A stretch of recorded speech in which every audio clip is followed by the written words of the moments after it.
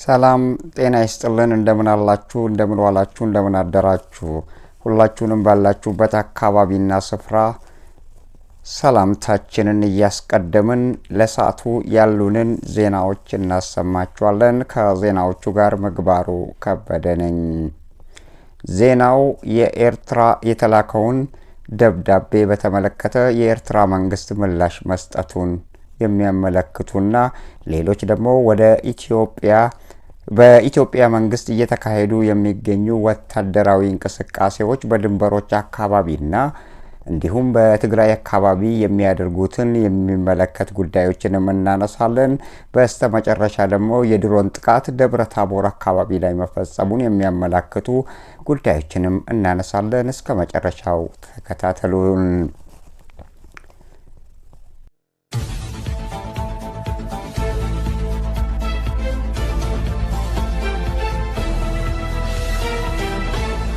የካቲት 7 ቀን 2026 ዓ.ም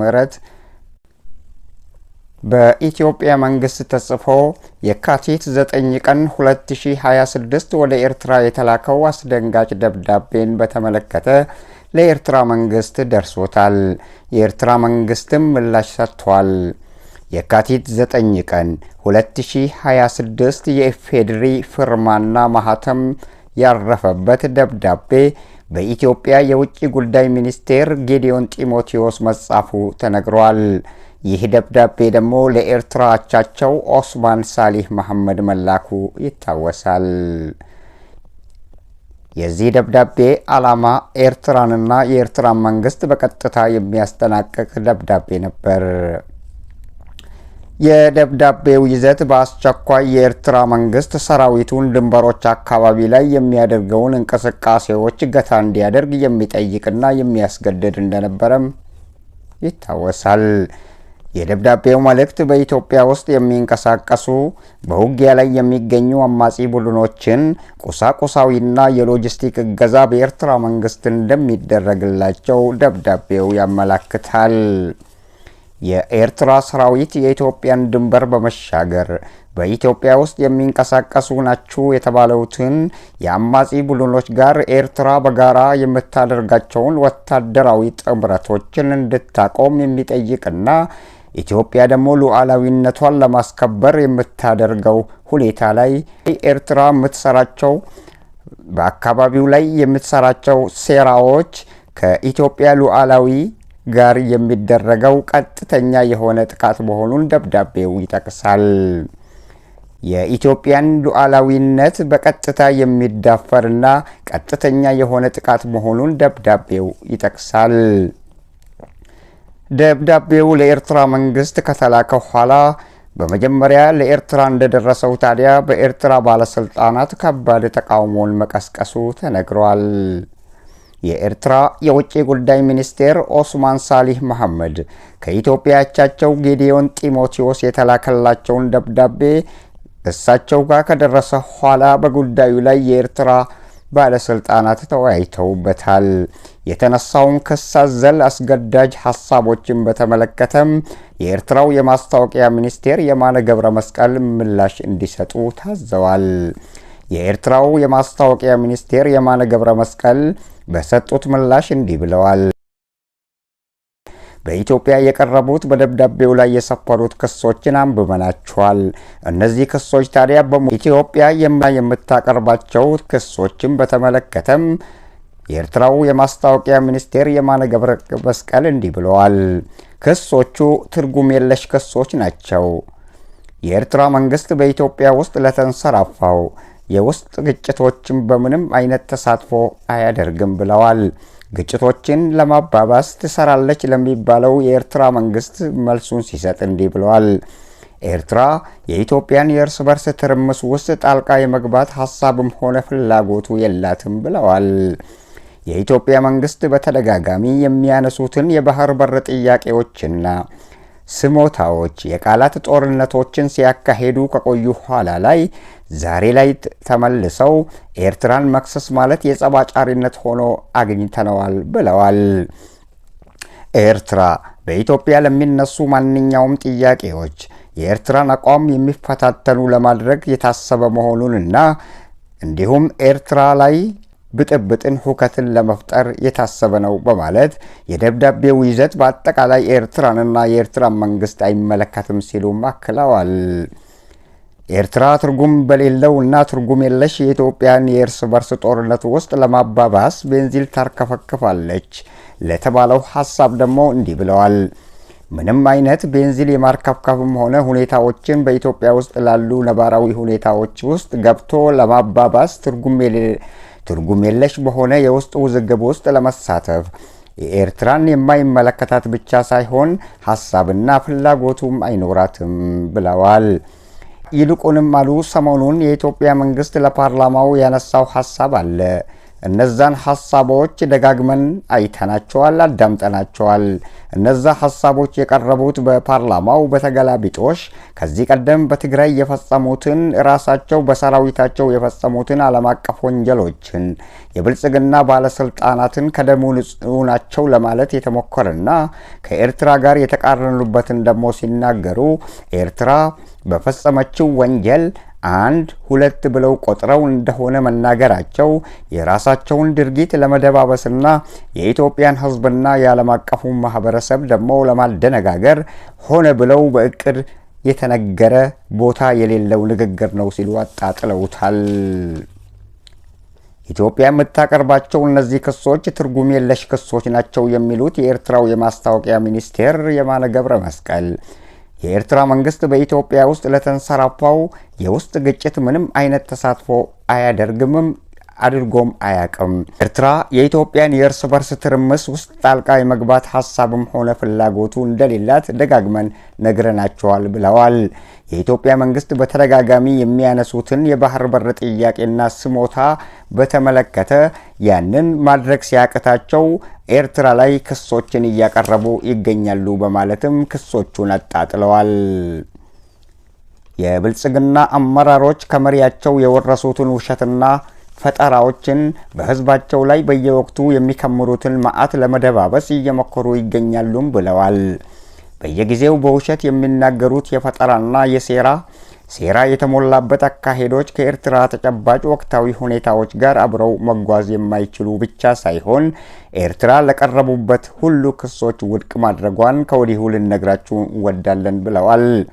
ጉዳዩ ኤርትራንና የኤርትራን መንግስትም ፈጽሞ የማይመለከታቸው የፈጠራ አጀንዳና በውሸት የተሞላ ነው ሲሉ አክለዋል። በመጨረሻም ኤርትራ ሰራዊቶቿን በድንበር አካባቢዎች ላይ ማስፈር ለሚለውና ሰራዊቶቿን የማስፈር ሁኔታ ላይ ያንን በተመለከተ እንዲህ ብለዋል። ኤርትራ ሰራዊቶቿን በድንበር አካባቢ ላይ ማስፈር ሰራዊቷን በተጠንቀቅ እዛ ላይ ማስፈርን በድንበሮች አካባቢ ላይ የምታሰፍረው ራሷን ከጠላትና ከውጪ ጠላቶች ለመከላከል የሀገሯን ደህንነትና የሀገሯን ሕዝብ ለማስጠበቅ ሉዓላዊነቷን ላለማስደፈር ከውጪ ወራሪ ኃይል ኤርትራንና የኤርትራን ሕዝብ ለመታደግ በድንበሮቿ ላይ ዘብ ቆመው እንዲጠብቁ ታደርጋለች ብለዋል።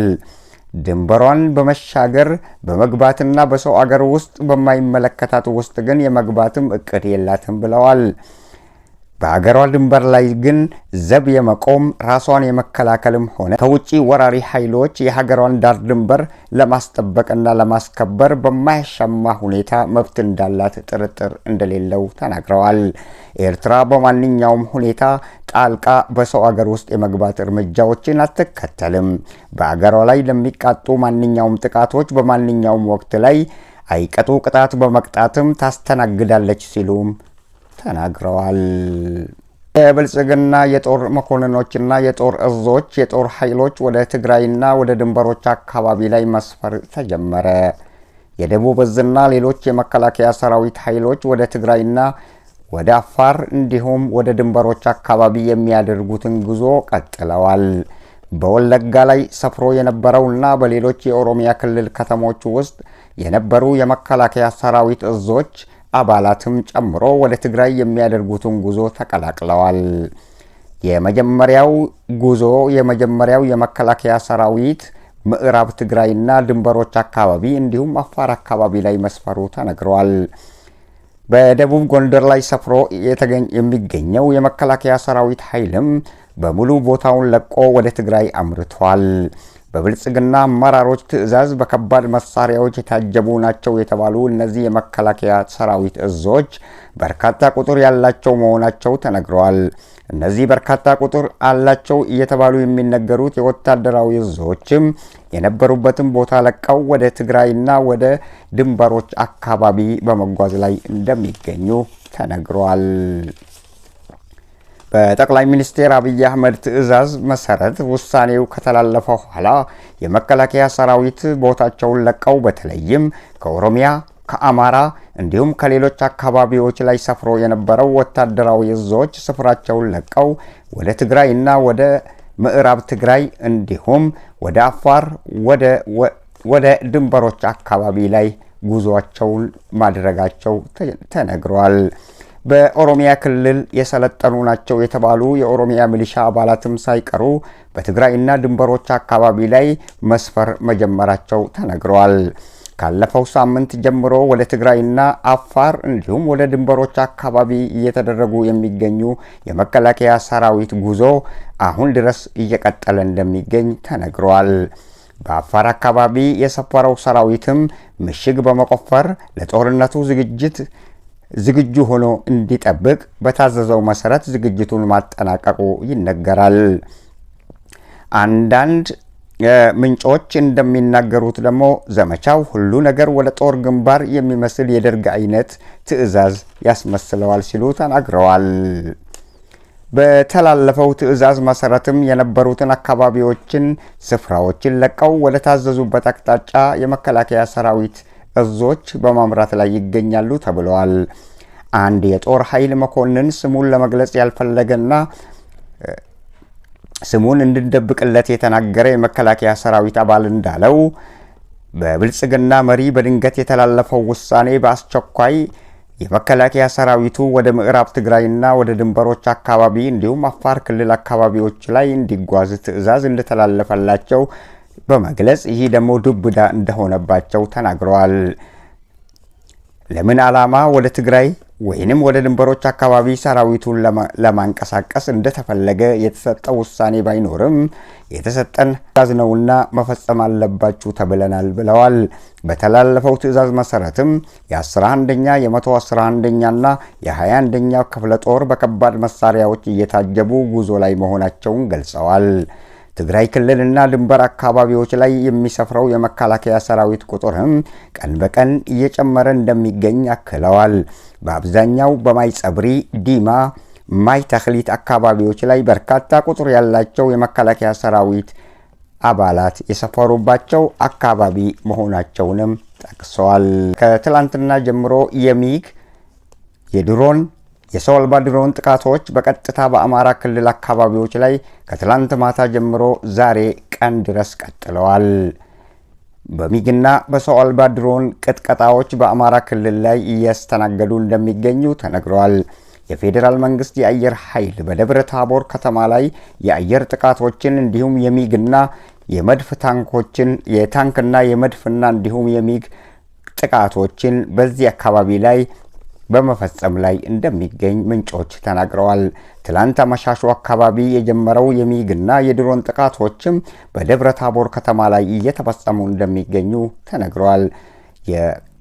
የብልጽግና አመራሮች አሁን ላይ ፋኖን እንጠፋለን በሚል እርምጃ እንደወሰዱ አንዳንድ ምንጮች ተናግረዋል። ውድ አድማጭ ተከታታዮቻችን ለአሁኑ ያሉን ዜናዎች ይህንን ይመስላሉ። ስለተከታተላችሁን እጅጉን አድርገን እናመሰግናችኋለን። ቸር ያገናኘን።